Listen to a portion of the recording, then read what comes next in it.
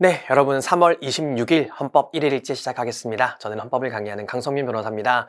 자, 오늘은 23년 경찰 간부 인간다운 생활할 권리에 대한 설명으로 가장 적절하지 않은 것을 묻고 있습니다. 자, 1번입니다. 자, 갑이 공무원 연금 받고 있었는데 갑이 사망을 했습니다. 그럼 이제 을에게 유족연금을 지급을 하는데요. 갑이 사망한 이후에 을이 병이랑 재혼을 하게 된 겁니다. 그러면 을의 입장에서는 이제 갑과의 관계가 완전히 끊어진 거니까 더 이상 유족연금을 지급할 필요가 없게 되겠죠. 따라서 재혼한 배우자에게 유족연금을 주지 않는 것은 인간다운 생활할 권리를 침해했다고 볼 수는 없다. 옳은 지문이고요. 2번입니다. 연금보험료를 낸 기간이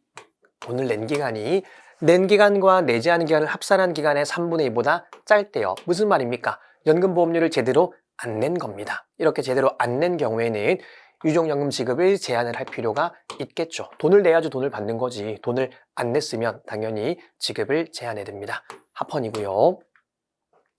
3번입니다. 노인장기요양보험법은 요양급여 실시와 그에 따른 급여비용 지급에 관한 기본적이고도 핵심적인 내용은 법률로 정하고 있기 때문에 구체적인 산정 방법이나 항목을 부령에 위임했어도 기본적인 걸 법률로 다 정했으니 법률 원칙에 반한다고 볼 수는 없겠다. 옳은 지문이고요.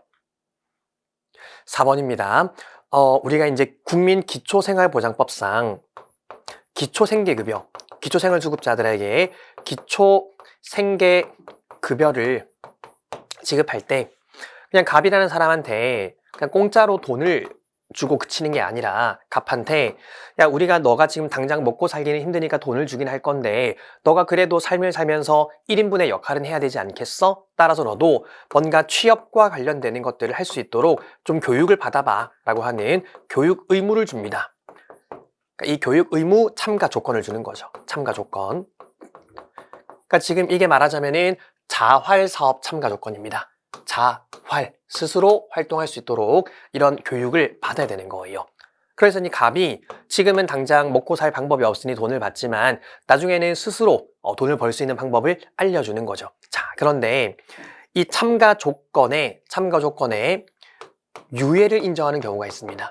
다시 말하면 교육을 안 받아도 되는 예외들이 몇 개 있습니다. 그 중에 대표적인 하나가 대학교에 재학 중일 때는 이 교육의 예외를 인정해 줍니다. 유예를 인정해 주는 거예요. 왜냐하면 어차피 우리 대학 마치면 전부 다 뭐합니까? 취업하잖아요. 그렇죠? 그렇기 때문에 대학교에 다닌다는 것 자체가 직업훈련 중에 하나이기 때문에 대학교에 재학 중인 사람은 이 자활사업 참가 조건 부과에 유예를 인정해 줍니다.